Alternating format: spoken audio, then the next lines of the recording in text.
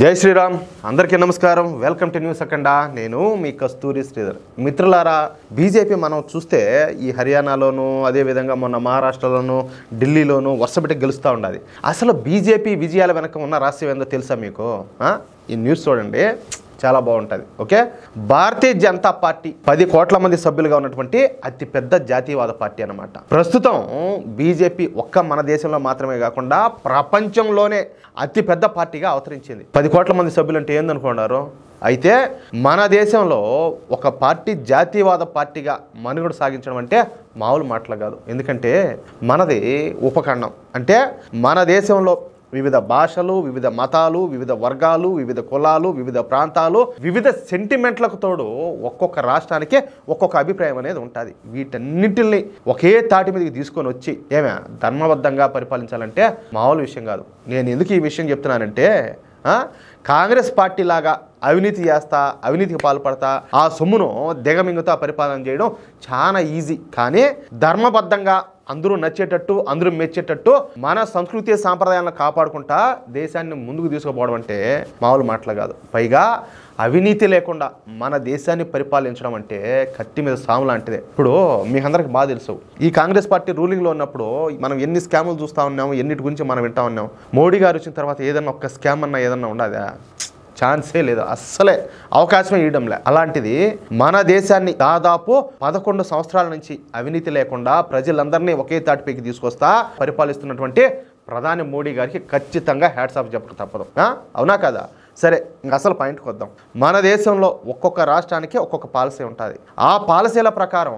మోడీ ప్రభుత్వం ఎలా ముందుకు పోతుందో చూడండి ఇప్పుడు మీకు కొన్ని ఉదాహరణ ద్వారా చెప్పే ప్రయత్నం చేస్తాం ఇప్పుడు ఉత్తరప్రదేశ్ విషయానికి వస్తే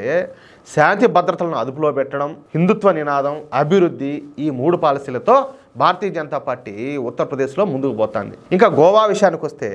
గోవాలో అభివృద్ధి అదేవిధంగా సెక్యులరిజంతో పాటు మంచి పరిపాలన చేస్తుంది అర్థమవుతుందా అభివృద్ధి విషయంలో నెక్స్ట్ లెవెల్ అన్నమాట ఇకపోతే బీహార్లో పొత్తుల్లో భాగంగా పొత్తు ధర్మాన్ని పాటిస్తుంది అదేవిధంగా మన ఆంధ్రప్రదేశ్లో కూడా ఏమంటారా సరే ఇక గుజరాత్ విషయానికి వస్తే గుజరాత్లో మాత్రమే అభివృద్ధి అనే ఏకైక నినాదంతో బీజేపీ ముందుకు పోతుంది అక్కడి ప్రజలు కూడా అభివృద్ధికే పట్టం కడుతున్నారు ఇక మహారాష్ట్ర విషయానికి వస్తే మహారాష్ట్రలో కూడా అభివృద్ధి అనే నినాదంతో పాటు హిందుత్వ నినాదం కూడా పనిచేస్తుంది అందుకే అభివృద్ధి హిందుత్వం అనే 2 నినాదాలను బీజేపీ 2 కళ్ళుగా భావిస్తుంది ఇక అస్సాం విషయానికి వస్తే అస్సాంలో అభివృద్ధితో పాటు అంతకంటే ఎక్కువగా హిందూ జనాభాను రక్షించడం ముస్లింల జనాభాను పెరగకుండా స్థిరంగా ఉంచడం కోసం అస్సాంలో బీజేపీ బలంగా పనిచేస్తుంది ఇంకా మధ్యప్రదేశ్ విషయానికి వస్తే మధ్యప్రదేశ్ను పారిశ్రామికంగా అభివృద్ధి చెందించడం అంటే అభివృద్ధి చేయడంతో పాటు సంక్షేమ కార్యక్రమాలను విస్తృతంగా అమలు చేయడం అన్నమాట ఎందుకంటే మధ్యప్రదేశ్లో 16% గిరిజన జనాభా ఉండాలి వీళ్ళు ఎక్కువ అడవుల్లో నివసిస్తూ ఉంటారు అందుకే వీళ్ళ కోసం పెద్ద ఎత్తున ఈ సంక్షేమ పథకాలను భారతీయ జనతా పార్టీ ప్రభుత్వం ప్రవేశపెట్టి అమలు చేస్తుంది ఇక హర్యానా విషయానికి వస్తే హర్యానాలో ప్రధానంగా వ్యవసాయాభివృద్ధి మీద బీజేపీ దృష్టి పెట్టింది ఈ వ్యవసాయాభివృద్ధి కోసం అనేక కార్యక్రమాలు చేపడుతుంది అదేవిధంగా పారిశ్రామికంగా అభివృద్ధి చెందడానికి గుర్గావ్ లాంటి మరొక 2 నగరాలను అభివృద్ధి చేస్తుంది చూడండి ఈ విధంగా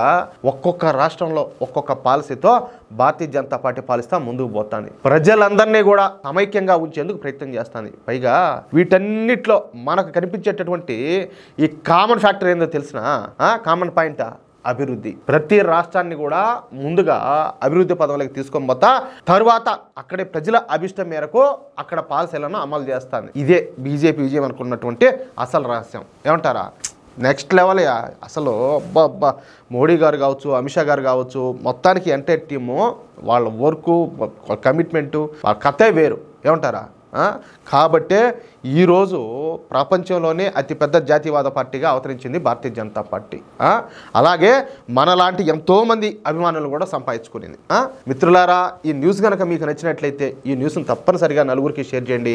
అలాగే ప్రతి ఒక్కరు కూడా ఈ న్యూస్కు సంబంధించి మీ యొక్క అమూల్యమైన అభిప్రాయాలను కామెంట్ చేయండి ఓకేనా ఇంకో మాట ఇంతవరకు మన ఛానల్ మీరు సబ్స్క్రైబ్ చేసుకున్నట్టయితే ప్రతి ఒక్కరు కూడా సబ్స్క్రైబ్ చేసుకోండి ప్లీజ్ సపోర్ట్ చేయండి జై శ్రీరామ్